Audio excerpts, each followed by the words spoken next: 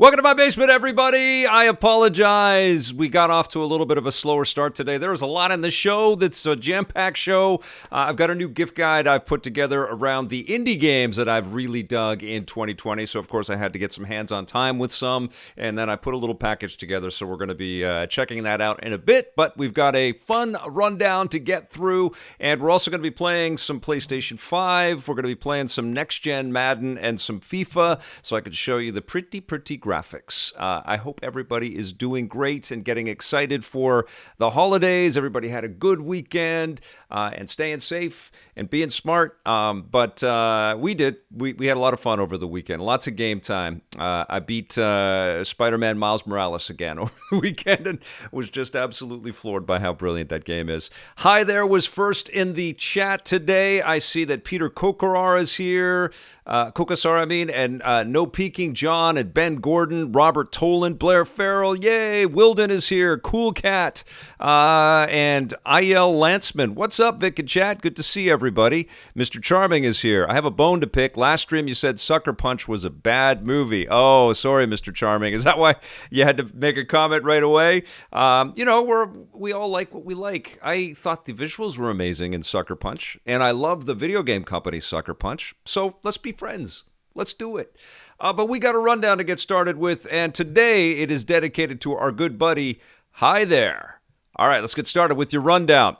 Our first story is that Scott Pilgrim versus the World, the complete edition, after many years of waiting and lots of speculation and lots of rumors that this was going to finally come back. Well, it's finally coming back. January 14th is the release date. It includes all of the DLC that came out with the game, so you can play as Knives Chow and I think it's Wallace Wells. The Onamaguchi soundtrack is included in this, and it looks like Brian Lee O'Malley's comic book come to life, but with the, some cinematic sort of production values through the prism of old classic sprite-based beat-em-ups, which is just wonderful. It's such a blast to play. I streamed it on the channel not too long ago, the old one, but absolutely fired up that we're going to be all playing Scott Pilgrim versus the World again, and it's going to be available for everything, including Stadia. It's going to be on Stadia PC, Switch, PlayStation platforms, and Xbox platforms, so I can't wait. Are you going to pick that up? Are you a lifer with Scott Pilgrim? Did you pick it up the last time? Are you excited about it again? Let me know in the comments below and in the chat, and we'll catch up a little bit about that story. The other big story that's hitting everything today is, of course, the PC reviews for Cyberpunk 2077 are out there. I requested a PlayStation code. I didn't know that PC was going to be the first one out the door, so I should be getting a PlayStation code very soon, and I'll be reviewing it on the PlayStation 5, although I know it's a PlayStation 4 game. It will work in backwards compatibility. This is getting rave reviews, but also there has been, when you look through the Metacritic, it's not everybody is raving about it. I saw that GamesBeat's reviewer gave it a 60% or something like that, but generally it's hovering in the eights, in the high eights or the 80 percentiles. Like Screen Rant gave it an 80. I saw that Game Informer gave it a 9. Our good friend Reiner over there. GamesBeat is the lone holdout there at 60%. And essentially, what I think a lot of reviewers are saying is that it is the culmination of everything that has been kind of picked up with open world experiences, including what CD Projekt Red learned with The Witcher. And of course, they looked at what Grand Theft Auto has to offer. And of course, it's influenced by, the cyberpunk imagery that we've seen in movies like Blade Runner. But it's not really a shocking sort of revolution for the genre. It doesn't feel quite yet that it's the at least in the stuff that I've been scanning, which kind of makes sense. I mean, this is a 7-year development cycle on this, and a lot of it has been in crunch. That's the other part of the cyberpunk news that keeps coming out about this, is just how hard everybody worked on it. But it is also the collection of learnings that these developers have picked up on through this generation. I know that CD Projekt Red takes this responsibility to make this game absolutely incredible. I also know that there's a massive day one patch. It is weird that we haven't got the console codes at the same time, particularly as both the Xbox Series platforms and the PlayStation 5 kind of want to show off what a game like this can look like on their new machines. But that's going to happen soon. It's this week, and people generally have a huge smile on their face and are generally very impressed by what CD Projekt Red's developers have put together. So I cannot wait to play it, and I will soon, and I'll have some thoughts soon for you. I also ran into the first time in a long time where my PC wasn't up to snuff with a game that I have been prepping to talk about, and that's Medal of Honor Above and Beyond. This is the new virtual reality Medal of Honor game that Oculus partnered with Respawn on, and my PC just couldn't keep up. And so I'm going to be getting a PC to on loan so that I can actually run the game properly. But I got into like the briefing mission, and then it's like, yeah, you need more power, dude. And so I don't have any thoughts on that yet, but what I've seen of the game so far has been incredibly impressive. This is Respawn, this is the company that brought us Titanfall and Jedi Fallen Order. So I'm fired up to give you some thoughts on that. I can't yet, though. I will soon. And then our third story concerns, once again, the ongoing drama that Warner Brothers and HBO have created with the announcement that they're going to be releasing all their first-run movies in cinemas and HBO Max at the same time next year, which makes a good business sense. We've talked about this quite a bit, but Steven Soderbergh was interviewed by the Daily Beast today. This is an acclaimed director. He directed that movie. What was it called? The pandemic movie that came out years ago. You guys can remind me. It's an excellent movie, incredibly terrifying, all-star cast. Contagion, incredible film. He directed that and millions of other movies, Magic Mike and lots of other stuff.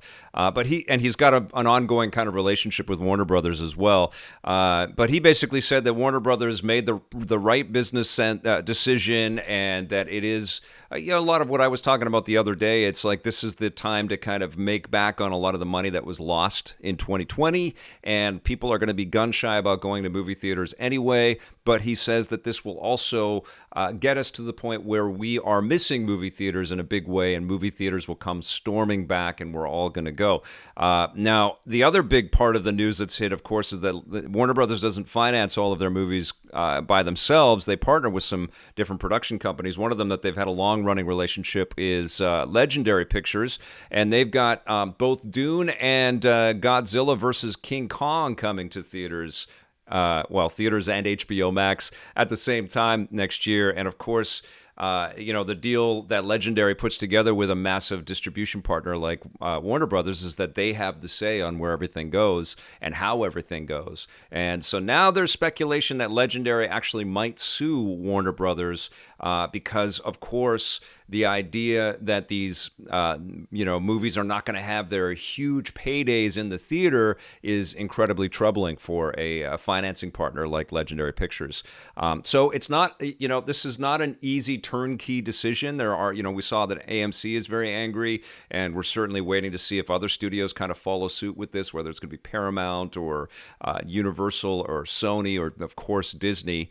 And there are some massive properties out there, like the Fast and the Furious and James Bond and Top Gun, which are not Warner Brothers. So it's going to be very interesting to see what this means across the board in Hollywood. But clearly, some things are changing. And, of course, Ocean's 11, Blair Farrell, thank you. But, yeah, going back to Soderbergh, one of the things that he definitely pointed out is that business of being able to hit $1 billion in theaters is not easy to replicate. That is a very, very good and big win for motion pictures, studios like Warner Brothers, if they can make properties that get to that. And, quite frankly, that seems to be what gets financed these days, are these big, epic event type movies, superhero pictures and sci-fi pictures like Dune. And so the expectation is that everybody's going to want to race to the movie theaters and plunk down their $20 a ticket or so and make studios tons of front front end money, the sort of the first window money, that launch money, and then they also make money on streaming and VOD and television rights and all the other things. And so that chunk has been removed. It has started to become replaced by streaming, but Soderbergh argues that the studios are not going to want to give up that theatrical window also. It's just going to take some time for everybody to feel comfortable to go back. So I agree with that, and he's a very shrewd man. I have mad respect for Soderbergh because he is a filmmaker that goes and does the movies he wants at a granular, small-scale level, and then he also does some big hit blockbuster type movies, and he's sort of comfortable in both of those worlds. And he's worked with lots of studio partners. So I don't think we quite bring flowers to the grave of the movie theater business quite yet.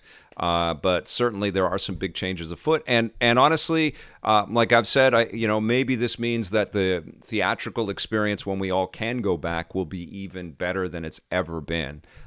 Which honestly I think is going to kind of feel like the expectation, right? Like we're going to want to feel like we just had a kick-ass moment if we go to the movie theaters. All right, I've got a little gift here that our friends at Nintendo Canada sent out, and I'm going to open that right after we take a look at This Day in Everything Cool.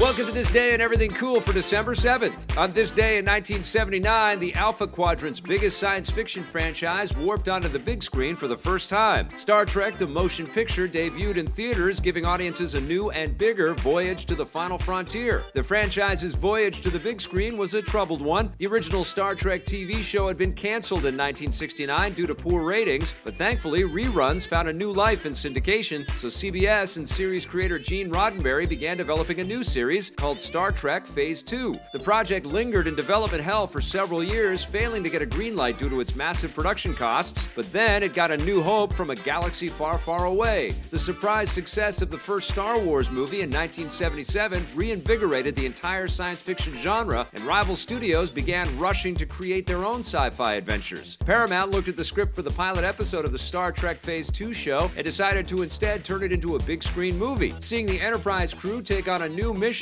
with fancy new sets and feature-quality special effects was pretty cool, but unfortunately, the film itself was pretty boring overall. Roddenberry and director Robert Wise made the film very, very slow-paced, wanting it to be more in common with other sci-fi movies like 2001: A Space Odyssey and Wise's own The Andromeda Strain, rather than the more fast-paced Star Wars. This didn't go over well with audiences, and Star Trek the Motion Picture barely broke even at the box office. Paramount didn't decommission the Enterprise, though. They tried again with 1982's The Wrath of Khan, and this time around it was much more action-packed and was a much bigger hit with audiences. Since then, the Star Trek franchise has seen countless films and television shows. Oh man, all these eras of Star Trek in that little clip right there. I didn't mind the first Star Trek movie. I thought it was okay, and I think it's kind of held up over time. But it wasn't as good as Wrath of Khan. I guess that This Day and Everything Cool today goes out to our buddy Blake Siefkind. We miss you, pal. But listen, I got a gift from Nintendo, a surprise gift. I don't know what they sent me at all. It comes with a little note and everything too, so I'm going to open this up and let's take a look at it together. But first thing I want you guys to see is that it has this really cool Nintendo wrapping paper. Look at how cool that is. That's awesome. All right, cool. We have maybe the comment of the show with from Blair Farrell, who said, where the heck was it? It was awesome. Drive-ins would not work in Newfoundland at all. Which is just amazing, and I could just see a bunch of folks in the Maritimes trying to get to a drive-in theater in the middle of winter with ice, rain, and all kinds of stuff happening. It'd just be so hazardous to your health to try to go out to a drive-in theater. All right, let's take a look at what Nintendo sent me, and thank you in advance, Nintendo Canada. This is very sweet, very cool. Okay, I think I'm gonna try not to tear the whole wrapping paper thing up. I think it's pretty darn sweet. Look at that. Okay, we'll start with the card because you always got to start with the card first. All right, let's see. Make sure Happy holidays, Vic. While things may look and feel a little different this year, we want to make sure that you have a very Nintendo holiday at home. Hope the contents of this package bring some joy and cheer both now and into the new year. We miss you and hope to see you soon, your friends at Nintendo Canada. Oh my goodness. I miss them too.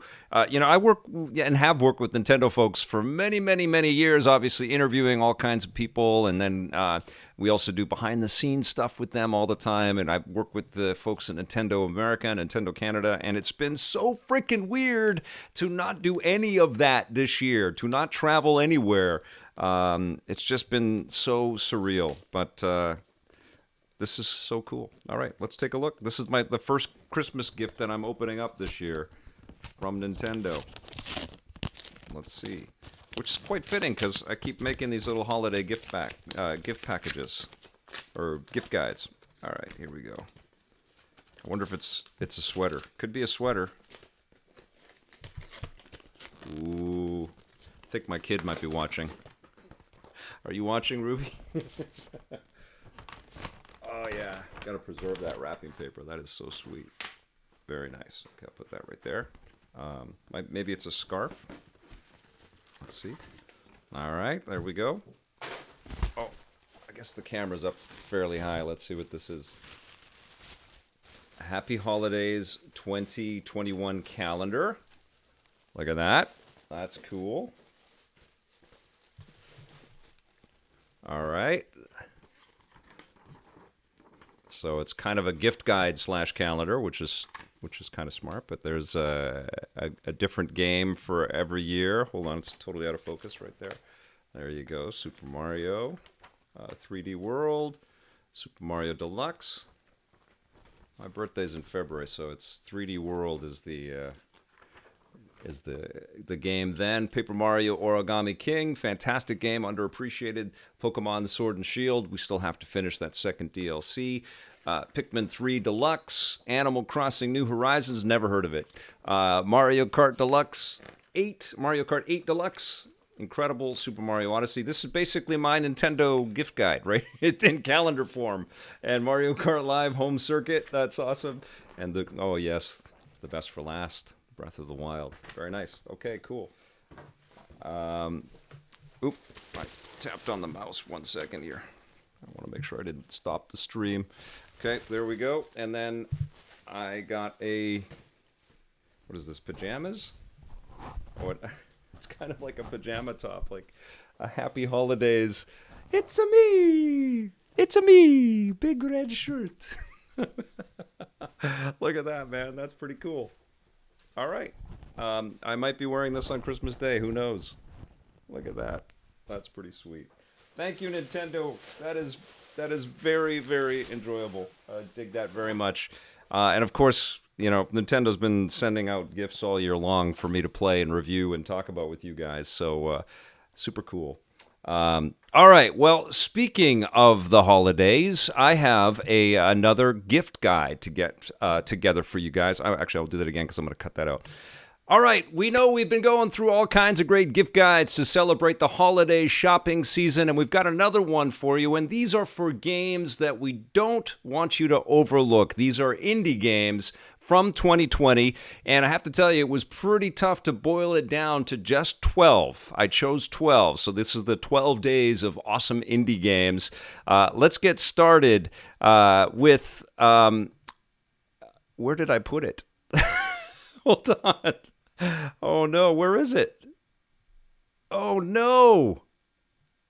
Oh no, it didn't get in. I think I restarted OBS and it didn't save it. Oh no, it's not in there. Oh man, well that ruins the flow of the show. I don't think I can put it in the show when I'm streaming, can I? No, I can. Let's see. Never done that before. We're doing it live. Let's see.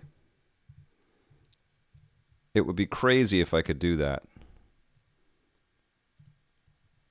I've never done this live. No, I can't run it live. Can I really? I can. Holy mackerel, you can do that. I did not know that. Okay, so we're going to pump this right back up here, and we're going to do that intro again, okay, you guys? Spoiling it. Wow, that's crazy. I didn't know I could do that. I can actually add video to the content of the show. Okay. We are doing it live, Kenneth Crawley Jr., that is correct. The magic of doing things live. Yeah, I didn't know that. I had to restart OBS because my camera was giving me a little bit of, but I thought I had saved all of the scenes in the piece there, but the indie thing wasn't in there. Okay, well, it is now. All right, so let's do that again. What did I say? This is what it's like when I have to kind of make up a script on the fly. This is exactly what it's like. It's like, oh, what did I just... Okay, here we go. We've been celebrating the holidays with all kinds of cool ideas for different platforms, but today it's a little bit different. These are games we don't want you to forget about. These are 12 awesome indie games for a variety of platforms, many of them on almost every platform. But sometimes indie games kind of get overlooked with all the hype of the AAA titles that get released around this time of year. But we've got 12 great ones for you, so you can kind of consider this the 12 days of awesome indie games. Let's get started. At number 12, we have Hunt Down. Now, this is a terrific game I checked out on the Epic Game Store, but it is available for consoles as well. It's definitely an 80s-infused action movie type experience. There's a lot of shooting bad guys. There's lots of great boss battles. You get a little bit of ducking into shadows, and there's a little bit of strategy because you've got different weaponry and you've got to sort of deal with all of the encounters a little bit differently. But it is a blast to play, and it just has so much style. I mean, who doesn't like a giant snake boss? Hunt Down, you want to hunt that one down for sure. Coming in at number 11, I've got the game called Haven, which I just checked out on Xbox Game Pass, but it's also available for PlayStation 5 and I think PC as well right now. This is from a company called The Game Bakers, and it's all about this pair, this duo that kind of relies on each other. They have a romantic relationship, and they are exploring this world. They're trying to escape oppressors. There's a real sort of connection that gets made in this. You have to kind of cook together and survive together, and it's beautiful, and it's also very, very relaxing.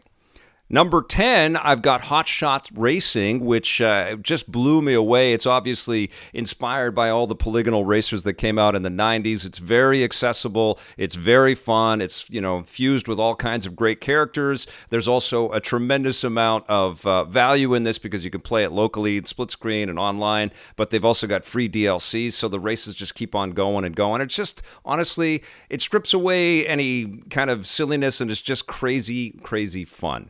Number 9 for me is Contagion. This game from Devolver is really, really fantastic. It basically flips the whole idea of a monster type story on its side, and you play the monster and you race around almost kind of like The Thing. You have to go and kill all of the different humans and different weapons and things that are out to get you, and you get to play this creature, and it's so much fun. It's a nice escape. Another nice escape is The Pathless, which I streamed not too long ago on the channel. This is a very moody, very evocative type game. Kind of reminded me a little bit of what Fumito Ueda has been doing with Eco and Shadow of the Colossus. Stripped down environments. It's not superly heavily textured, but it's gorgeous. There's lots of great lighting effects, as you can see. It's also on Apple Arcade, which is a great value if you've got that.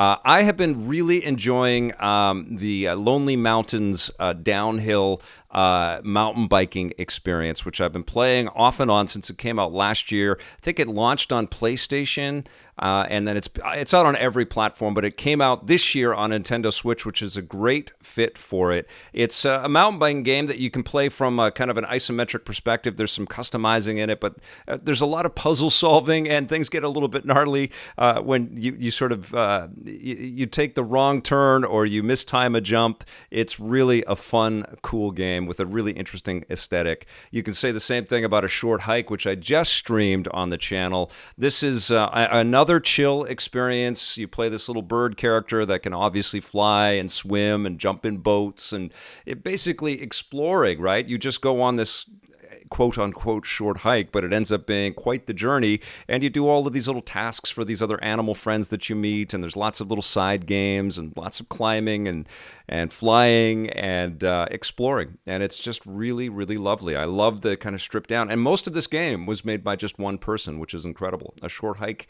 is absolutely worth checking out and picking up. Number 5 is Spiritfarer, and this is a very unique experience. It's a platformer, but it's also kind of like a building simulator in a way. You're building this giant ship, and you're bringing the spirits of dying and dead animal creatures that you meet along the way in this adventure. And so you're exploring and you're interacting with all of these really lovely animated characters, and you're trying to kind of help them through the grief of passing into the next world. So there's a lot of depth in this game that kind of takes you aback. It's a really surprisingly beautiful and emotional ride. It's a gorgeous game, and it's been getting a lot of acclaim this year, justifiably so. This is a game I just discovered on Xbox Game Pass, and it's came out a little while ago, but it's on the Sega Genesis and Mega Drive. It's on the Dreamcast, I believe. It's on Evercade. It's on all the platforms, and it's one you can just check out on Xbox Game Pass. I believe it came out on Dreamcast this year, so it qualifies for 2020. It's Smash TV, a little roguelike, a little bit of Robotron because you're saving different humans, and you can play in co-op, and it's ridiculously fun. Super, super cool game. This game absolutely blew me away. This is Cardo, and this is a game about how you find maps in adventure games. Well, this kind of makes gameplay out of finding maps. You can actually adjust the environment around you, and the mechanic and the aesthetics, the beautiful art is just so polished. It honestly feels Nintendo level. It is such a gorgeous game, and I fell immediately in love with it. As soon as I found that first map piece, I'm like, oh my God, this is a game that should have existed forever, and it's got that kind of permanence to it. Cardo is incredible. You do not want to miss this game. Number 2 is the unstoppable Fall Guys, which obviously hit the world by storm this year. It's sold massively. It almost feels like it's not indie at this point because everybody's been talking about it. But yes, indeed, it was made by an indie developer, published by Devolver, and it's really an amazing game. It's frustrating, but it's beautiful, and it's charming, and it's silly, and it allows you to kind of live the game show kind of life in this crazy, it's kind of like an adventure game show. You're trying to progress to get the crowns, and you guys all know what Fall Guys is. Crazy, crazy fun, and you don't really need to explain it to anybody. They can just jump in and play it. And I don't think you're going to be surprised by my number 1 pick here. This is Supergiant's Hades, which has also taken the world by storm this year. Massive success. It's one of the nominees in a lot of Game of the Year awards out there, particularly Jeff Keighley's The Game Awards, and for good reason. It's got an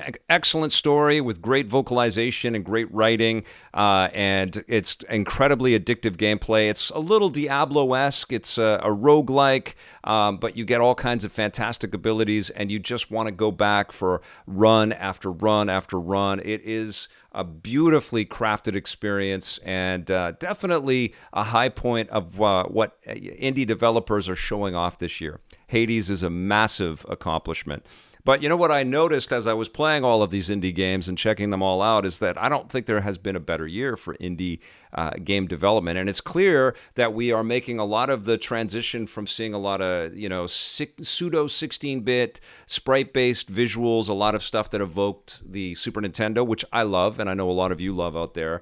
But developers have gotten really comfortable with playing with hand-drawn animation or, beautifully detailed and lush 3D animation and huge worlds to explore, like in The Pathless or in Haven. And it's extraordinary. I mean, we are seeing the language and the sort of design philosophy that indie developers can go off into a myriad of different directions out there, a myriad amount of directions. And holy crap, is it inspiring? And don't sleep on them. Don't ignore them just because you want to play the new Call of Duty. There's so many excellent game experiences in the indie space. And I'm going to, give another plug and another shout out to Xbox Game Pass, where so many of these games live, and in some ways you could pick up like maybe a used Xbox One platform or even the Xbox Series S, if you can find one, like a fairly low-cost Xbox entry point solution and Game Pass, and have access to dozens of excellent games, but lots of really fantastic indie titles. And Apple Arcade actually is a pretty good place to find a lot of cool indie experiences as well. But I love what Nintendo's been doing with the Nindies. Certainly you can find tons of that on both the Steam store and the Epic store. And PlayStation's got all of them too as well. But there are some clever ways that you can have access to all of these different, ideas and these different imaginings that indie game developers are making for us. So kudos and bravo to all of the indie game makers out there. You're certainly keeping us entertained in 2020. And there you go, 12 ideas for your holiday shopping. I'll do that again. And there you go, 12 ideas for your holiday shopping. We're doing it live. That's what we do. So I'll cut that together and put that with some music and stuff, and that'll exist as a separate little video. But what did you guys think? Lots of... how am I feeling? Cyberpunk, I Buy Digital. I haven't played it yet, but I'm definitely fired up to play it. I'm super psyched. Let's see. Spiritfarer was really good and very unique. Mr. Brockarock. Are you guys indie fans? You guys play? You guys are going back and forth about Carrion and Contagion. Yep, similar kind of words there. Not safe for work. Not safe for work. Are you talking about the Haven love scene? Game Pass is amazing, isn't it, Wilden? There's just so many great stuff. There's so many great games there. It's crazy. Vic is so smooth. Ethan Jory. Oh, thank you so much, man. Vic is such a pro. Oh, thank you, Mitch. You guys are awesome. Yeah, I'm really letting you guys in on I guess that's what the live shows are, right? I mean, I'm just going to... you guys have been here. I've made mistakes. I'm clicking around on all of this stuff, but I love that you guys you're here with me. You're part of the production, which is awesome. And I'm so glad that the freaking the chat replay has started to work on these streams again, because that's such a big part of the show. When you're watching these live shows, it's what you guys are saying as we go along with all this, and I'm glad that it's working. F it, we'll do it live. Beliasa, yes, we have to, right? Making a live show. That's what we're doing. Doing it live, Gabriel. I'm bringing back that statement, that expression, aren't I? Gift guide time. That's right. Balin the Hobbit. I love it. And Famous Seamus would have been cool if it was an ugly Christmas sweater with Nintendo stuff on it. I think this is cool. This is very sweet.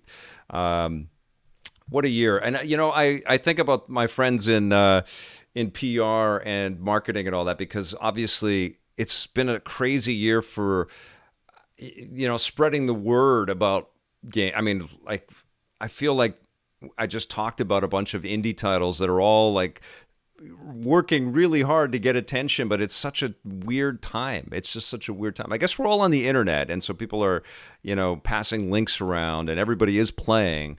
But a lot of the stuff, like all of the things that we would normally go to, the big launch events and the preview events and the hands-on stuff, like the fact that the PlayStation 5 and the Xbox machines launched this year and nobody touched them until they were in the hands of reviewers was so weird. That has never happened before. It was such a weird thing. Vic, any good phone games for the year? Anoop, I haven't been able to play too much, and I have the Apple Arcade subscription. I don't think I'll have time to kind of whip together a gift guide and play through all of those games. I've got to start thinking about the Rocket and Ray guns. I do have one more thing that I'm wanting to put together, and it's around collectibles and toys. But I'm waiting on a couple of things to come in before I do that. And if they don't come in by this week, I don't think I'm going to do that piece. But I may have one more gift guide, and then I'll put it all together in a playlist. And then I encourage all of you to share them with basically make a marker beside all the things you want somebody to get you, and then share those gift guides with your friends, okay, and your family. I have a friend that made a small indie game called Cannon Brawl. I'm trying to get her to push it on Game Pass if she can get in talks with Microsoft. There you go. Vic, did Tommy push Amico to 2021? Yeah, it's coming out in April. He had to do that because of manufacturing issues. I mean, this is what happened, right? The manufacturing stopped in China. Everything got backed up. And then, I mean, look at the hell that Sony and Microsoft have been getting. You know, scalpers are a huge part of that, and F you, all you scalpers out there. But scalpers are a part of it, but they couldn't make enough of these machines to kind of meet demand out there, so they've been dealing with it. But the Amico is coming out. I think the idea is it 1, 2, 3, 4. I can't remember. Tommy's always got these numeric kind of cute things that he attaches to. He had 10, 10, 20, 20 before, but I think it's 1, 2, 3, 4. It's coming out in April. Is it April 21st or something? I don't know. It's coming out in April. Oh, EP Discord shout out. Yes, we've got a Discord. You know what? I'm gonna open up the Discord. I think I described it pretty well the other day. Did I put it on here? I don't know if I put it on my dashboard. One second here. Where is it? Got to go hunt this down again. Oh, my goodness. Okay. It's the little things that get you, guys. It's not the show. It's all the little things that you got to do to, well, oh, it is up there. To make the show. There it is. Okay, so I'm going to open that up. And then I'm going to pop the code in there. 1 second. Downloading update, 1 of 1. And we're going to throw on some FIFA and some Madden. And we're going to do some gaming here in a second. And you guys can check out the next-gen visuals. Pretty interesting to see NBA 2K and what Madden and FIFA have been up to. This is updating this Discord thing, so I'm not going to wait for this. We're gonna continue on here. Okay. Cool Cat's asking if I have played Contractors on Oculus. No, I have not. I can't remember. Does the Amico ship with 2 controllers? I think it would be great to get a friend into video games. Absolutely, XGR. It ships with 2. Thanks for all the content, Gabriel Plow says. My pleasure. Thanks for watching. Thanks for being here. And let me know if anybody's brand new, if anybody has just stumbled upon EP again or has been sort of creeping and watching stuff but has decided today is the day that you're going to be a part of the greatest chat on the internet. But thank you, everybody, for being here on a Monday. Speaking of Game Pass, Dragon Quest XI and Control released this week. I saw that. 2 incredible, Mr. Brocklerock, with the good call-outs on excellent Game Pass editions. The Discord update is still, it's taking its sweet-ass time. Okay, well, let's jump in. We got FIFA, and we got Madden. We'll start with Madden, and, of course, I have to turn off all of the music. So just give me a second here. You know. Oh, but you know what? Everything loads a lot quicker now. That is true. And then I'll turn on the audio. That's the crowds coming through my controller, by the way. I've noticed that I keep forgetting on the. I know you can set it to different defaults, but on the PlayStation 5 controller, it has a microphone on it, and I keep forgetting to touch the hold on. I keep forgetting to tap that little button that's right here. This little button. You can see there's a little orange glow right there. Can you see it? And if the orange glow is on, it's muted. The way that I've got it set in my PS5, you can adjust the defaults and stuff.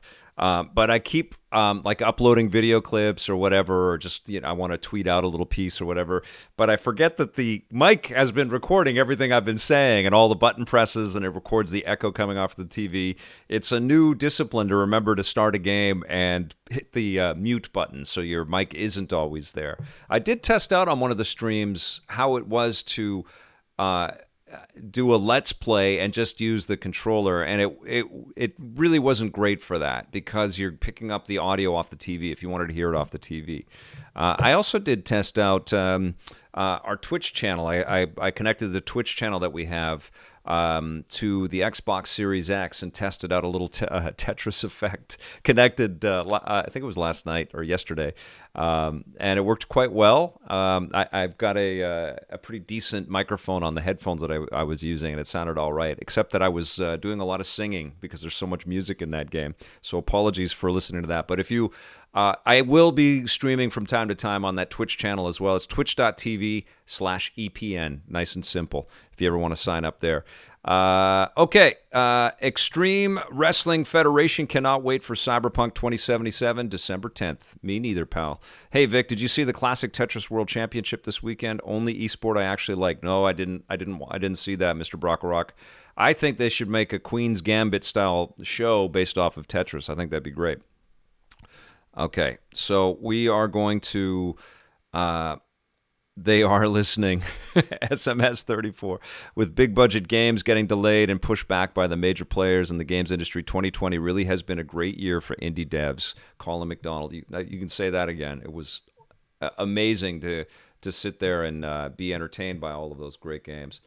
Okay, I am here, and I'm going to invite people, and I'm copying this, and I am back to OBS, and no, I'm back into the chat here, and I'm going to paste that. Boom. Boom. There's the EPN Discord if you want to join up there. Basically, the way I described it the other day is it's kind of like the after chat of the stream. It's where all of these awesome people, a lot of these awesome people, end up going after we stop the stream. So it's really cool. The conversation is great, and just like EP, nice and varied, and lots of different ways in. And every time I do check in, I'm just incredibly impressed by the caliber of the conversation and communication that's there. You guys rock. That's what I'm saying. Okay, hold on. I have so many windows open. I'm going to close this. Boom. What else can I close? I don't want to accidentally quit something I need. Okay. All right. Okay, I think I'm down to just what I need now. Okay. All right, let's play. So we're not going to do this. We're going to go back. We're going to leave Ultimate Team. They want to get you into Ultimate Team right away. Nice try, EA. I had fun, playing in Ultimate Team in all of these different modes, by the way, when I checked it out on PlayStation 4. It was really, really fun. I got some heat because I did dig the game from a lot of lifers. I find that sports game enthusiasts, people that really love these sports, that buy this series or any other series every year, they're the ones with, obviously, the most to complain about. Because they stay with these things forever. And I get that. But I don't know, man. I think all of these games are just loaded with so much content. And of course, they're stacking on what they've done in previous years. But I don't know. There's just a ton of enjoyable stuff in here. So music off. Great. Look at that. That's nice and simple, EA. I like that. Scales the volume of the menu music in the front end and the broadcast music in-game. We'll see about that. All right, let's see. So you guys are witness that I turned the music off. Okay, let's go, and I'll put my headphones on, and we'll put the audio for Madden on. And Mitch, Rolf Sima can't stand sports games. I get that. I know that people get exhausted by them. I've been playing sports games since the Sega Genesis era. And I really like sports games, but I don't have enough time to stay with them for entire seasons and play forever and play all kinds of people online. I play them well, I review them, and then I get hooked on exhibition matches and stuff like that if I really like them. Like I jump back into NBA 2K21 all the time. So let's go in. We're going to play right now, and we'll just set up a custom team. We're going to play as the Jets. Sure, why not? Here we go. I know they're terrible. I know. I'm really a big fan of New York, though. I like New York. I like the New York teams.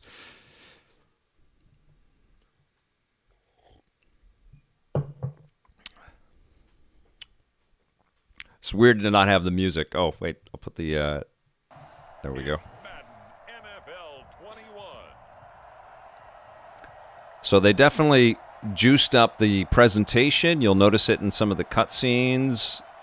A lot of the facial animations are very impressive. There's a lot of tight shots on the crowds as well to get you all hyped. This is so weird to not have music through all this.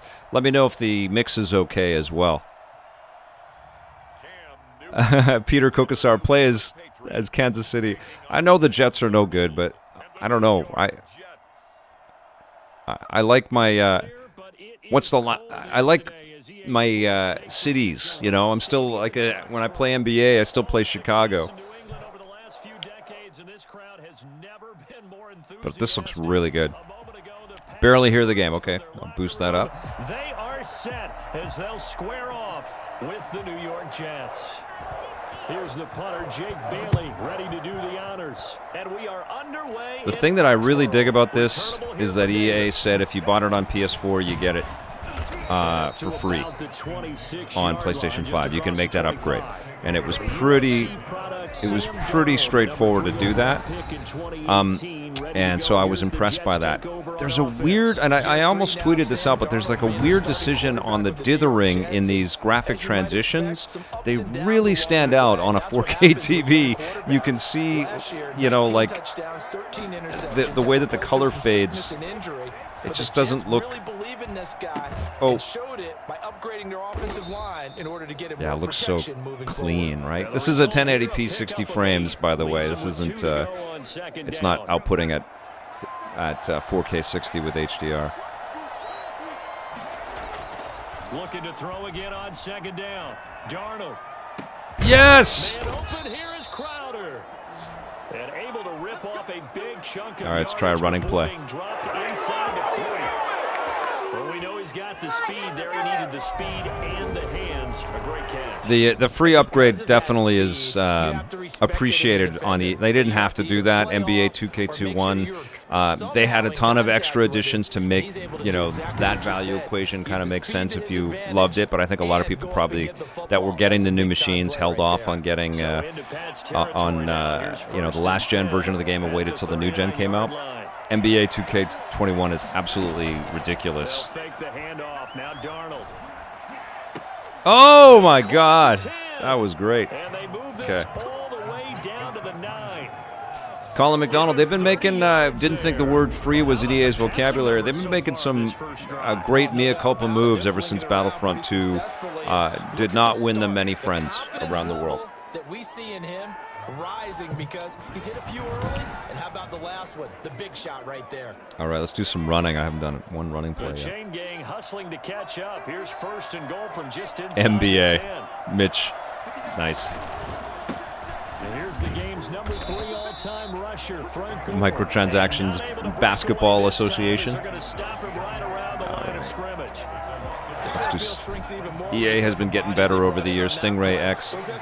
I had a big talk about EA after the Dragon Age announcement with the devs leaving. They're an amazing company that has given so much to this business, and it sucks that they've made some poor decisions and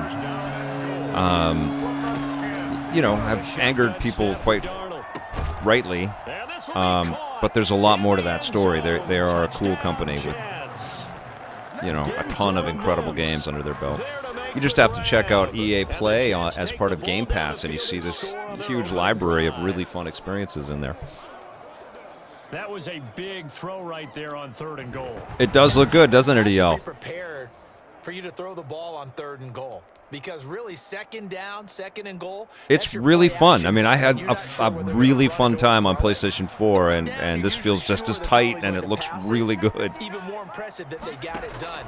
And on the opening drive of the I game, think the secret to sports games, and you guys probably know this, I think a lot of our viewers kind of get this, is you guys are all lifers, and you spend a lot of money and a lot of time in the video game space. And I think that the best approach, especially if you like RPGs and action-adventure games and platformers, and you like a nice library of different things, sports games can be ridiculously fun, and there's so much kind of RPG reward in these things now because they're so big, so they make so much money. But I think for most of us, the thing to do is to not go every year, take a break between years and then go back and go, oh my God, look at all these new additions that they put in the thing. Unless you really, really want to. But I think the space in between these things, and part of it for me is that I don't just play sports games, I play everything. And so when I go and play a sports game, it's like, wow, this is refreshing. This is really fun. Some fans gonna get lucky and get the game ball. There's so much amazing tech in these things too, like all of these characters on screen at the same time and the collisions that have to work, and it's very impressive. No, Andrew Spurl, they are not updating NHL, and that's a heartbreak because NHL was excellent this year. Looks like someone accidentally clicked the dislike button. Let's smash that like button, Untitled. Well, you put an EA game into a stream and someone's going to dislike it for sure. Still a few inches short of a first down as they come up now on There's a whole industry on hating EA out there.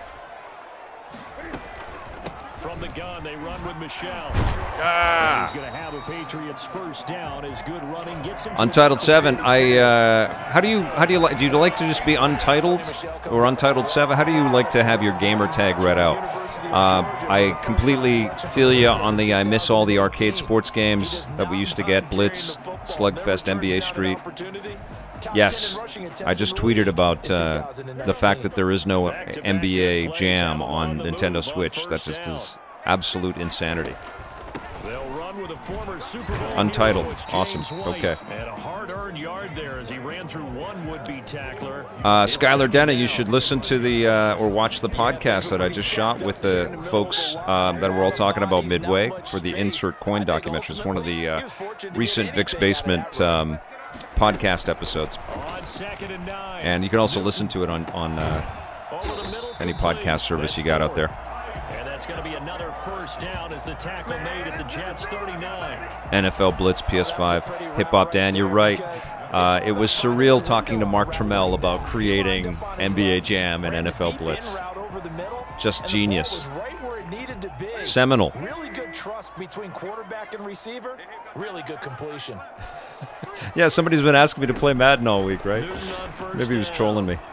I mean, it looks incredible, doesn't it? And that'll bring up second down. They've given up a few first downs on this drive, but getting the incompletion there, that should give What's them something to crazy, build on and this turn the applies tide. also to NBA 2K21, is that there's basically two versions of Madden, two versions of FIFA, and two versions of NBA 2K out in the same year. And the development cycle is already ridiculous and ridiculously short between, these yearly updates, and so they added 2 this year across these games. Insane. My defense is lacking. I'm not paying attention. That looks great. One thing I notice when I play these games on 1080p, it's like it crushes all the pixels. So this is I'm not playing on a great monitor here, but it looks really fresh, and I'm right next to it, so it's pretty cool.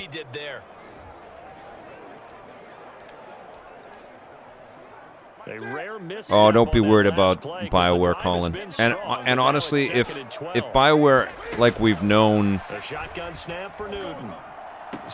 ceases or changes, it's just going to open up a door for the developers that live and work there to craft something brand new, There you go, Mitch, Rolf Sima. They are working hard, man. They're gonna have a new Dragon Age look on Thursday during Jeff's show. Can't wait at the Game Awards. I'm gonna reach out to him. I might be able to stream that show on Thursday, so we can watch it together, which would be really fun. I don't know what I have to do to be able to do that. Oh, the one true Davis, I know, me too. I guess we get it next year, NHL 22 on PS5 and Xbox Series X, when you can actually get these machines everywhere. What a running start right back to the backfield. That's going to be so really didn't give freaking anybody cool. a chance to get up there and stop him. No, I mean, that's really, really difficult. You're asking a whole lot anyway, but when he gets that kind of Yeah, start and comes I through still clean, stopped him, which oftentimes is the pretty advantage good. definitely goes to the defensive player. I got it.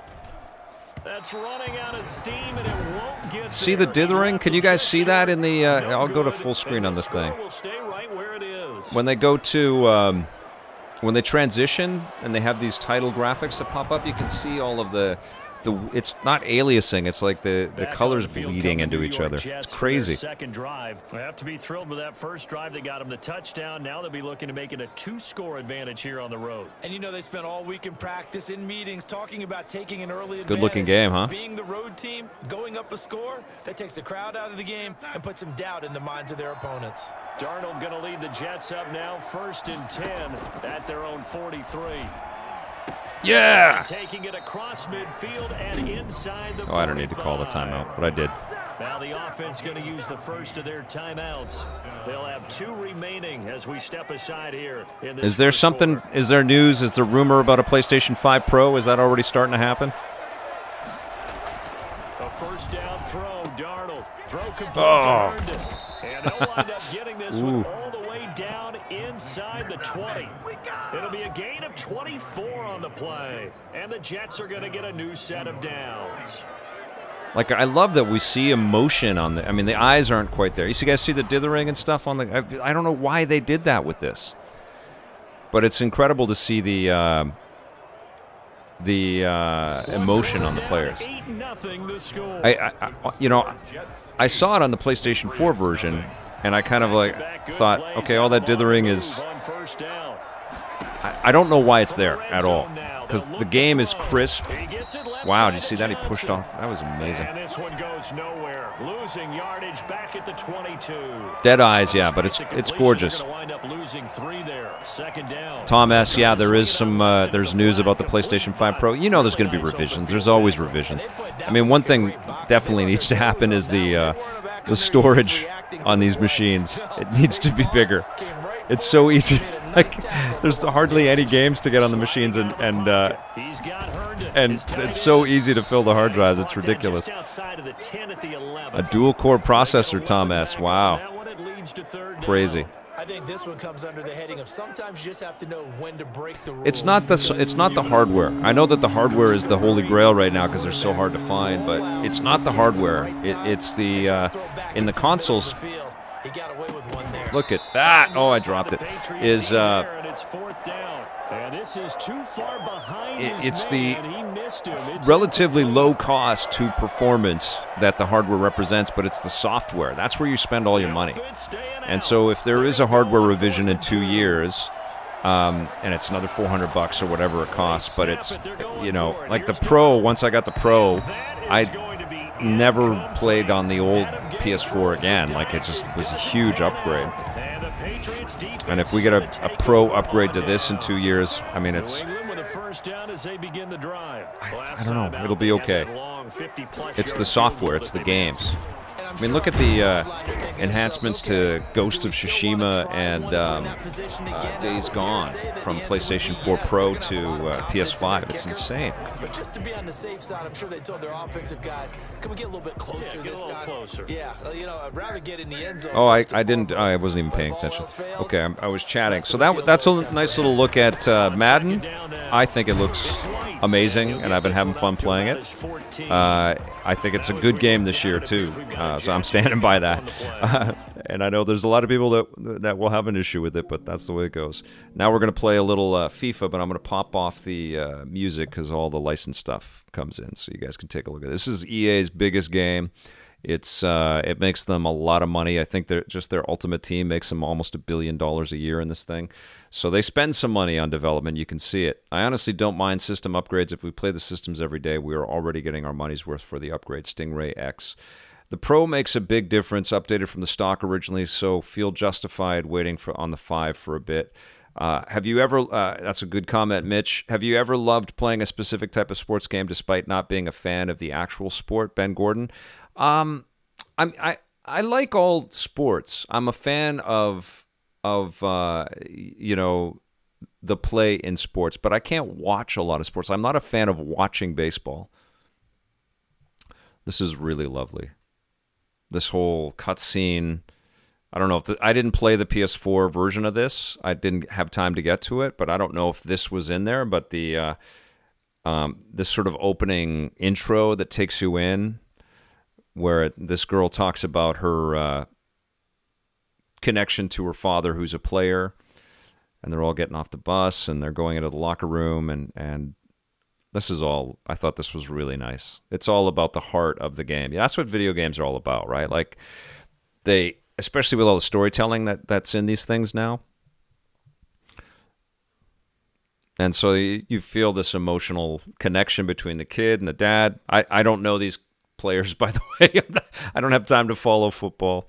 But I have a tough time watching baseball, but I love what Sony does with their baseball game. Hoops is what I would watch, and hockey is ridiculously fun to watch as a sport, but also especially live. But it's also a perfect fit for video games as well. Isn't this great?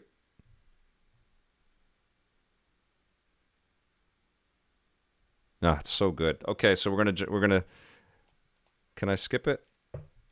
I can't. Okay, so we're stuck in this until it's over.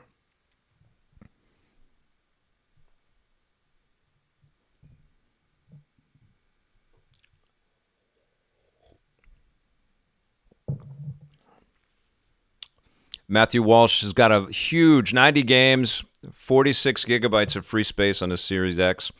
I do like that I could just take the, on the Series X, I could just take the hard drive, the external hard drive that I have plugged into the Xbox One X and stick it into the Series X, and it recognized all my games, and I've been able to download games to that and run them just fine. It's pretty cool. Sony's got to get on that. They got to figure that out. Okay, so let's get into audio. We're going to turn off all the menu. Off. Oh, yes, disable. That's what I've been asking for. That is awesome. They've got to disable all music for streaming purposes. Thank you, EA. Fantastic. All right, so here we go. We can turn the audio on. Let's play a little. This is the This is just a straight-up match. I guess this was one of the last huge competitions. Peter Moore was running the Liverpool team. I think he just retired from that. But Peter Moore from Xbox and from EA, lived out a dream, and was the big boss on and winning it back on a real-life football game. Football team. Space for PSG out wide. When the camera pulls out this wide, it's pretty hard to. But it's these shots instantaneously. Boom, you go right in. Peter had a dream career, Eyal Landsman. Yes, he did, and he's a wonderful guy. I met Peter when he was on the Dreamcast, and oops, I wanted to go picture-in-picture. I met Peter when he was on the Dreamcast, and he was awesome to us right from day one. I've interviewed him a ton of times, and he's just a really wonderful dude. I'm really happy for him.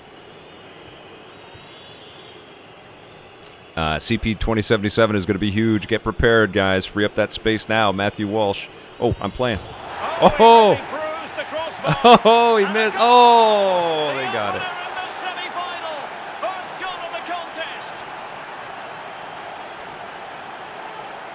Yeah, that's where we're going, Mondo Blasto Zero. It's going to get really hard to tell. I mean, look at the fidelity on the cut sequences. It's just amazing. I haven't played any of the story mode or anything. I played a couple of games on the weekend. Again, super impressed. Super fun.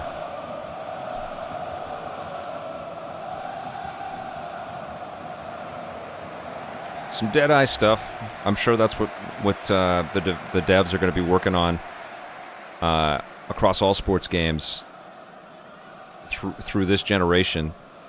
Well, it's going to get really uncanny valley. Wake-up call for them, perhaps. We got pretty close with NBA 2K21, which is just unbelievable accomplishment. Where are my guys? Where is everybody? And given away. Okay, we got a corner kick. Corner conceded. It came off the defender.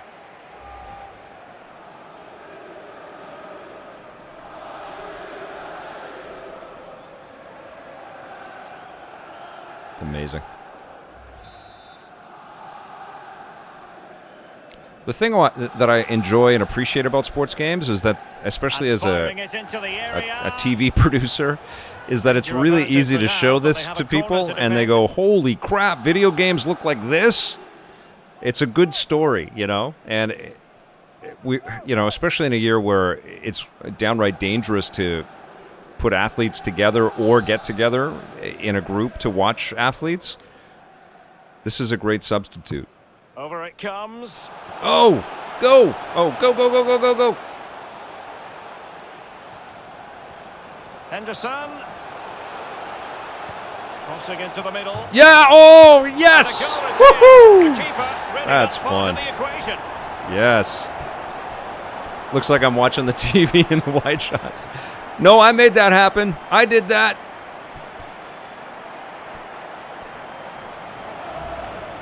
Well, we can see it again here. What a lovely, inviting cross so into fun. the danger area that was. And to be honest with you, he's not going to get an easier goal than that. A simple tap-in. Isn't that great? No peeking, John? Well, Details are incredible. The manager must be delighted with his team after they showed that attitude to get back into this top stuff. I mean, this looks unbelievable even in 1080p, you know? It's crazy. Steven, one apiece on this match.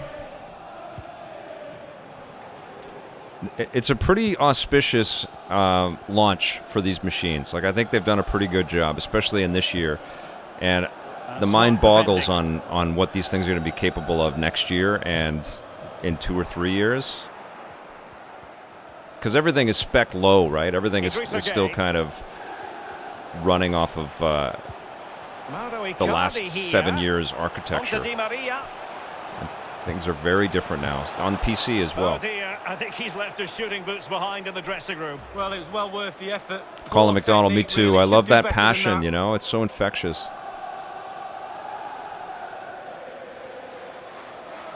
It'd be funny to see everybody just swear in the cutscene.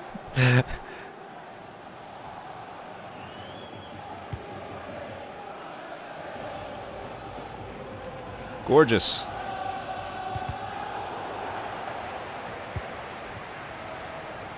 Another perfect position to read it.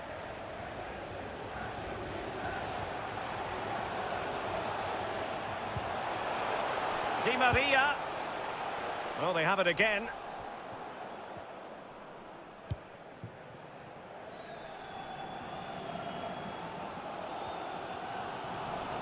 Oh! Oh, what the Free kick frack? awarded to Liverpool. Okay.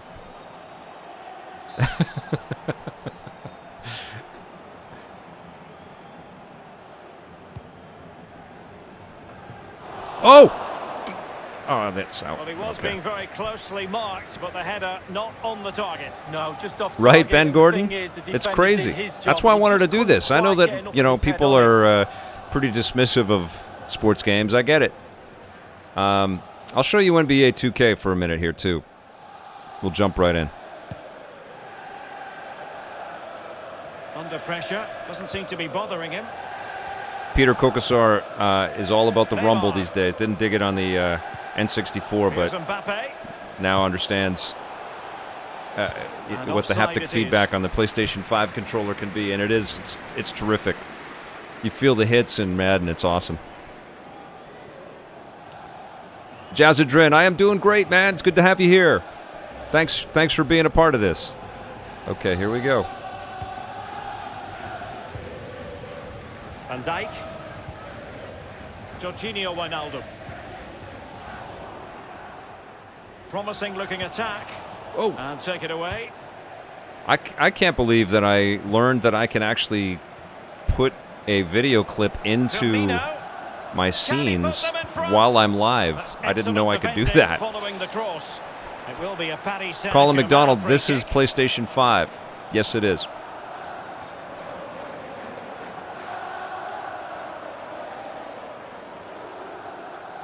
Why is my guy way over there? What's he doing? He's just walking back. Dude, you are so offside.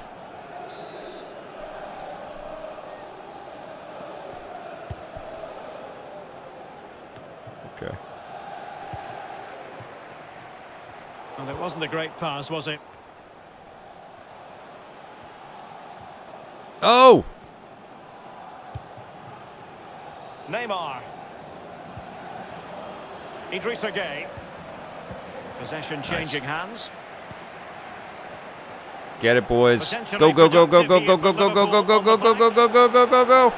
Boop. And there is Roberto Firmino. Oh, are you kidding me? Not far away at all with the volley. Dude. To catch it like that, you've got to have really I guess that was good me. technique. And so It's so real you get mad at the players on the screen. The manager's trying to get his message across on the touchline. Jazzadrin, yeah, well, streaming's my new thing this year. I haven't ever been the OBS master before, and I've got a long way to go. I was looking at all the stuff on Twitch yet last night. There's so much complexity. Like, I don't know how people add all of the little animated widgets and stuff when new subscribers are there, and it's awesome. I don't know how people do all that. I just haven't had time to, because I'm not a streamer. I'm a content guy. I make pieces of media, so I just haven't been thinking like that. But clearly, these live shows are a hell of a lot of fun to do, and they're also incredibly efficient with being able to get a lot of show together in a relatively short amount of time. Mane. Oh. Defensive roadblock so in the good. way of that cross. Wonderful chance. Yes! Oh, I thought that was going in. Damn it. Stretching to deny him. The crowd haven't had too much to cheer about for a while, have they, Derek? They need a goal here. Jazzadrin, the shorter stuff is definitely coming. I think what probably will make sense soon is I'll do a bunch of video pieces throughout the week, and then I'll do maybe one live show like this, and Fridays feel like a good time to do it. Maybe I'll do two. But trying to do it every day, I think it's a lot. It's a lot for one person. But I've needed to do it in order to talk about all of this stuff that's been coming out. There's no other way I could have done it. I wouldn't have been able to edit hardly anything.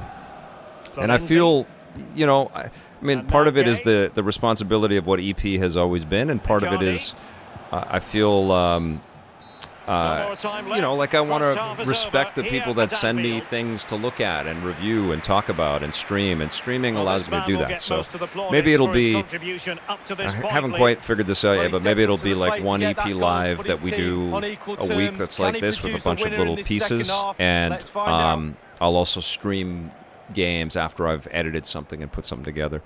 Or maybe there's more people in the mix next year. Who knows? And who knows what's going on? In this Champions League semi-final first leg.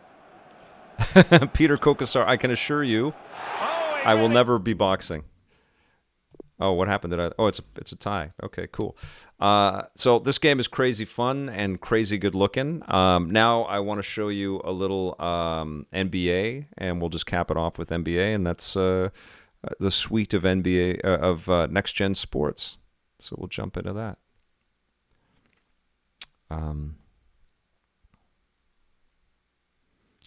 Where is it? There it is.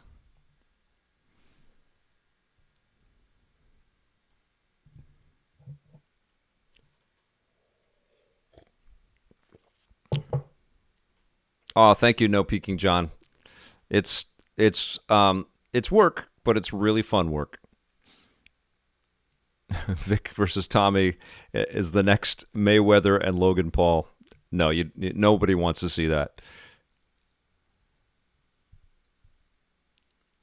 I think you hit the bell there. No peeking. GS manage. But I've heard that even if you do, sometimes YouTube is this moving target, you know? There's a lot of, and even within YouTube. And I think what happened with the chat replays, I got to turn the music off, is I actually provided feedback. There was a feedback after on YouTube Studio, and it said, provide feedback on this last stream and using YouTube Studio or whatever. And, okay, I'm going to just turn all this stuff off. Hold on one sec. I'm just going to go put this on here. While I'm in the menus, 1 second here.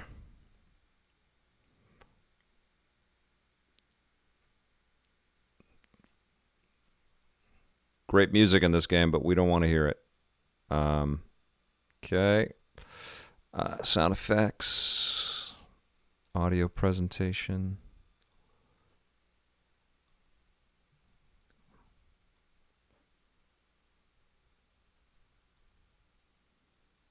Okay.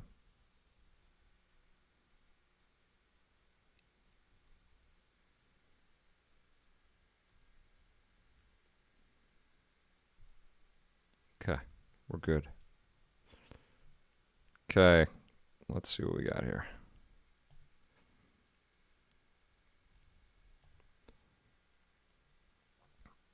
Yeah, this is good.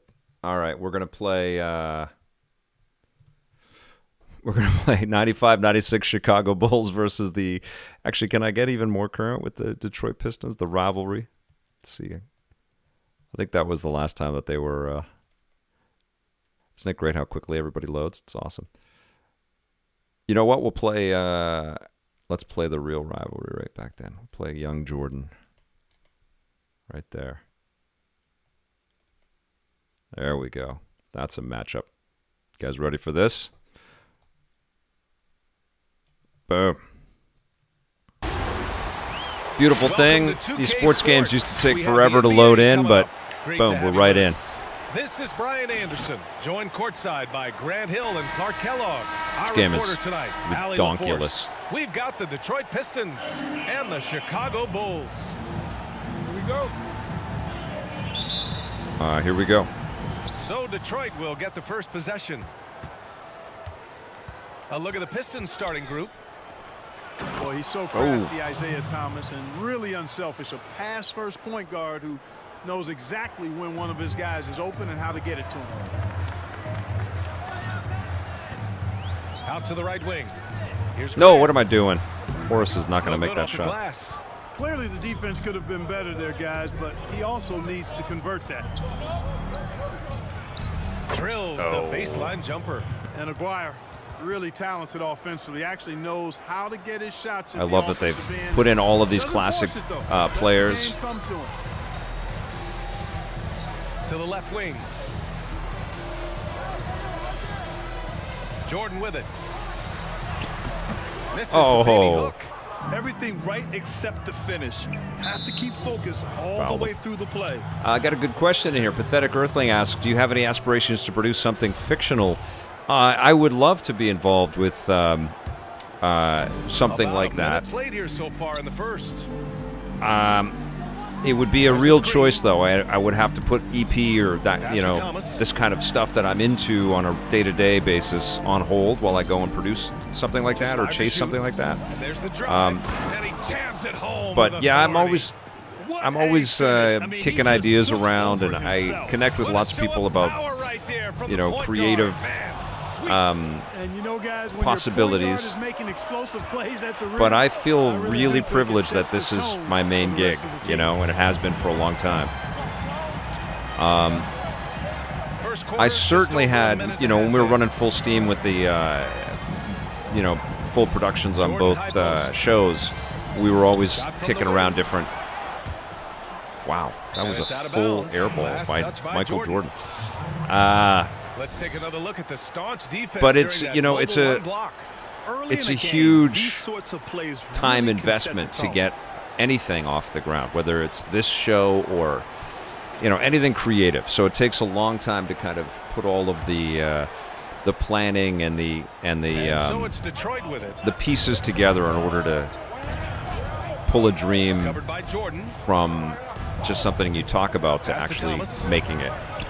He's looking good. 2 And buckets so in 3 attempts. I'm aware of that because I've lived that. Showing off an But yeah, I wouldn't be opposed to collaborating on something or providing some production element on something or consulting or something like that. Absolutely.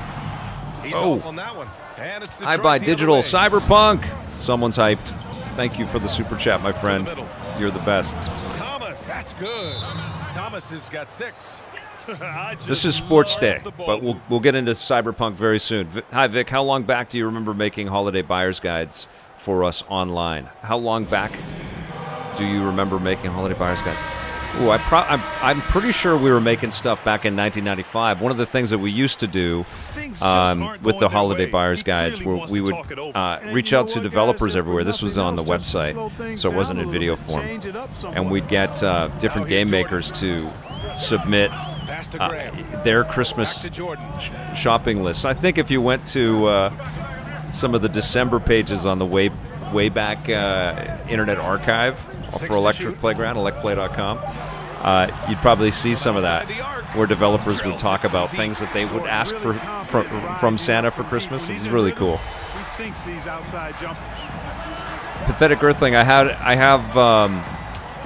have a great idea for a single camera show about a lot of experiences that I have had in the video game space. Asking about a fictional concept. And I did sort of prep a one sheet on what it was and some script pages. And I had some really, really cursory meetings with, Over to the left wing.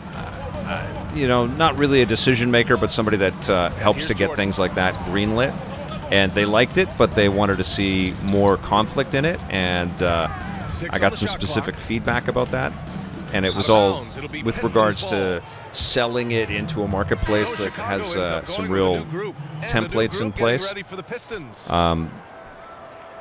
And I wasn't so sure that I agreed with that feedback, although I welcomed it.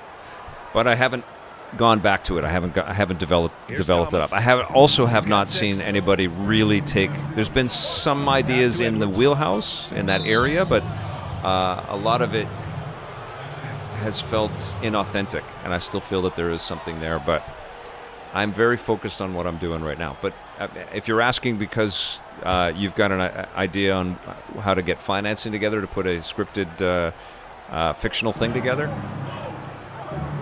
shoot me a direct message on Facebook or something. It hard with one hand. Wow, he makes it look easy. They've shown so much energy right from the start, particularly on the offensive end. Tell you what, forget about easing into Yes. the game. They came out with guns blazing. I don't even recognize some of this. This is before my time. I wasn't really watching hoops back then. Left in the first quarter of the game. I like the 90s Bulls a little bit more. The baseline J. Older Jordan, It's Detroit. Dennis Rodman in the So mix. far, they're owning both ends of the floor. We'll see if they can keep this going. And nothing like getting an opponent on the ropes early. You love that if you're on that side of the scoreboard, and they Boom. are landing some haymakers now. Oh, man. No wonder the Detroit beat these guys. Who's been in control of this game? You really have to appreciate their Oh, yeah, we've produced tons of documentaries. And I have ideas for more, absolutely, especially incorporating a lot of our archive. But we have been very privileged, our production company, to work on incredible things. We did the making of Batman Arkham Asylum, so interviewing Mark Hamill and Kevin Conroy and all the developers at, The Bulls with another oh miss. my God, what's the studio's name? Rocksteady. We did the making of Fallout 3, the making of Metal Gear Solid 4, Fallout New Vegas. We worked with Sega on the behind-the-scenes and documentary stuff on Iron Man and the Incredible Hulk. Shoots from 12. So interviewing And Stan hits the Lee jumper and for Jon 2. Favreau and Edwards has got Robert his Downey second basket Jr. of the game. Soft defense. We work with they've given up 10 of the Disney on last 12 Tron points stuff. inside. Yeah, Pass to Vincent. it's a big part of our company's Left history side is all the Davis. doc stuff, and I would love to do more, To the but left side wing. I think a lot of it really has to stem from ongoing EP production. And also not a pandemic going on. And there's the shot clock violation. Oh! Missed that. Yeah, we've done a ton of, and I've narrated a bunch of stuff, a bunch of docs in the game space, and also some sports docs because we've worked with other creators as well. And I love doing that too. It's really fun. Edwards. He shoots again. And a double-digit lead on the scoreboard as we end the first quarter of play. The Pistons on top, leading by 17. And we'll get Hip Hop Dan, we actually have a Greedy docs or EP docs because our production company used to be called Greedy Productions, and we changed that when it became less tongue-in-cheek and we had 2 daily shows and a radio show and a podcast and all these other things. It did really felt a little too close to home to call ourselves Greedy Productions. But we were, and all the docs, but we were working on all kinds of stuff. But if you look on our channel, if you search documentaries, it's one thing I don't like about YouTube is, especially for a brand like ours where we have all of this video content and lots more that we haven't digitized and put out there, it's very limiting with how we can present our entire collection. We've got a lot of stuff on the channel that you should dig into. There's a lot of unbelievable history in there, but we've got a whole documentary playlist, and not everything that we've done is in there, but there's lots of good samples of stuff that we've worked on. And I'm very proud of that work. We did some amazing things as a production company, and I want to do them again for sure. Miss your documentaries, love Gamers Heart Japan. That was another thing that I produced and got in motion after the earthquake in Japan in 2011. And that turned out to be incredibly gratifying. I don't know if you've ever seen that Gamers Heart Japan video, but we reached out to people all across the video game industry, other media organizations, and tons of game developers, and we all got to raise money for Red Cross, to help with the humanitarian stuff that needed to happen over there. But everybody talking about the reasons why they love Japan in the game biz. All right, here we go. Covered by Jordan, and he buries his first look. I'm sucking. I'm talking too much. I'm not thinking. I buy digital. You are incredible. But this reminds me because it is time to. Unable to get the ball in bounds. So I'm going to quit this out and I'll play this later for fun. It is time to talk about the Rocket and Reagan Awards, and I'm going to. Clip out this video and then share it in a bunch of different ways. Okay, so this is for all of you guys, and a lot of you have stuck with the whole show, and I appreciate it. I don't even know what time it is. Almost 2 hours. Oh my God. Well, actually, no, because we started a bit late. But thank you all for watching. Okay, people have been asking me about the Rocket and Reagan Awards, and I have a specific idea that I would like to do this year. This has been a really hard year for everybody in every field, everywhere. And video games have been a literal lifesaver for a lot of people out there. It's been fantastic escapism and also a way to keep us at home and socially distant, but also connected. And there has been wonderful, wonderful entertainment that the video game industry has provided us in 2020. And that's what we're going to celebrate with the Rocket and Reagan Awards this year, is to celebrate all of the work that has come down the pipeline. Mario pipeline. And so what I want to do, rather than get a bunch of videos where people are talking about the specific category and the specific favorite game that they played, which is an awesome way to celebrate the Rocket and Reagans, don't get me wrong. This year I thought what I would like to do is get specific memories from people, 30 seconds to a minute in length, just recounting something that happened to you that was very fun and very positive. It can be from a game itself, so a moment from a game, or it can be a moment of how you played the game and who you played the game with. Maybe it was a discussion that you had with somebody playing online or something. So I would love for you to shoot a video if you would like to shoot a video. I will also be posting to Twitter and to Instagram and to Facebook, and I'll be looking for anybody that replies textually, and I'll read some of those comments out in our Rocket and Reagan videos. But what I want to do is intersperse some of these clips from you, from our EPN subscribers and our EPN members and people from the video game industry itself, people that make games and people that work in other media organizations. And what I want to do is basically have a nice quilt, a nice patchwork of all of these different comments about how video games positively impacted you in 2020. And I think that will be a nice way for all of us to kind of jointly celebrate this year, this tough year, but also a year filled with fun and a lot of joy as well. So if you would like to participate, the easiest way to get me that video and to get Electric Playground that video is to follow us on Facebook, facebook.com/Electric Playground. You can send a direct message there, a private message. You can put the video up on YouTube, on your YouTube channel or on Google Drive or something like that. But the easiest way to get me that link privately so that you're not sharing stuff, in a public kind of field is to private message the Electric Playground on Facebook. So it's facebook.com/Electric Playground. Follow the page, and then you can direct message me. I've already received a couple of videos. And so no matter where you're watching this, whether you're on Twitter, whether you're on Instagram, whether you're watching us here on YouTube, I think that is the easiest way to get us that content. And then I'll download those pieces and we'll put them together into an edit timeline, and we'll put our Rocket and Ray Gun award categories together. And those will run from December 14th to December 18th. And so stay tuned for more info on the nominees. And then we'll do them as live shows with packages, and we'll celebrate all of the incredible work that the game industry has given to us in this really challenging year. But would love for you to be a part of it. So please send us those vids and those comments. Okay?